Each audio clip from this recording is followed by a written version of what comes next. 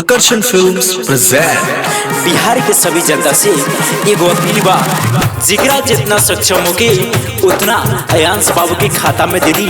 ई हमरा वीडियो में अयांश बाबू के लिंक बा और वहाँ के खाता अकाउंट नंबर बा। और ये बड़ी बात बोल दी, ई गाना के ज्यादा से ज्यादा शेयर करी। जितना ही गाना से कमी नहीं हुई, सारा गाना के कमी अयांश बाबू के खाता में हम और हमारे सिंगर हमारे पूरे कंपनी के टीम के तरफ से वहाँ के खाता में लेके देवल जाए। हाथ जोड़ी कहतानी, हाथ जोड़ी कहतानी, हाथ जोड़ी कहतानी, लिहि मिल के सब बचाई।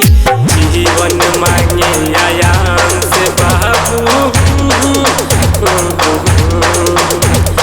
जीवन मांगे आयांश बाबू, रौरे सपोर्ट चाहिए। जीवन मांगे आयांश बाबू, रौरे सपोर्ट चाहिए। हाथ जोड़ी कहतानी, हाथ जोड़ी कहतानी।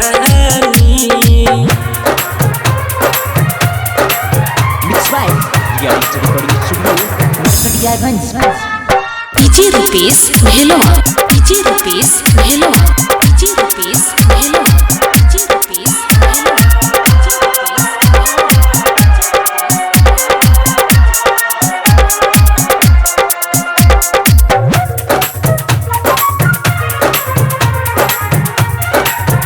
एगो माई के गोदिया सुना हो कैसे बचाई। बाबू रोवस आंगनमा, सोरे करोड़ कहाँ से आई, सोरे करोड़ कहाँ से आई। एगो माई के गोदिया सुना हो कैसे जी बचाई। बाबू रोवस आंगनमा, सोरे करोड़ कहाँ से आई। सबे लोग बनी के हिस्सा अपन फर्ज निभाई। जीवन मांगे आयांश बाबू, जीवन मांगे आयांश बाबू, रौरे सपोर्ट चाहिए। जीवन मांगे आयांश बाबू, रौरे सपोर्ट चाहिए। हाथ जोड़ी कहतानी, हाथ जोड़ी कहतानी।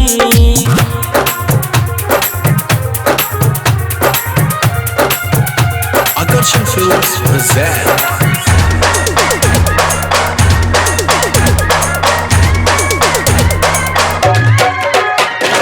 PG Rupesh Bhelwa, PG Rupesh Bhelwa, PG Rupesh Bhelwa, PG Rupesh Bhelwa. जितना जुटे भैया एके एके आना जुटाई। नौवे माह के लइका जिंदगी दावे पायायु। जितना जुटे ये भैया एके एके आना जुटाई। नौवे माह के लइका जिंदगी दावे पे आयु।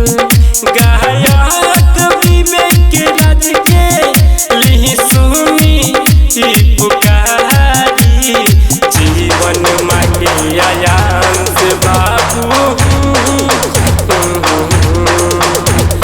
जीवन मांगे आयांश बाबू, रौरे सपोर्ट चाहिए। जीवन मांगे आयांश बाबू, रौरे सपोर्ट चाहिए। हाथ जोड़ी कहतानी, हाथ जोड़ी कहतानी। Real story recording studio Narkatiaganj.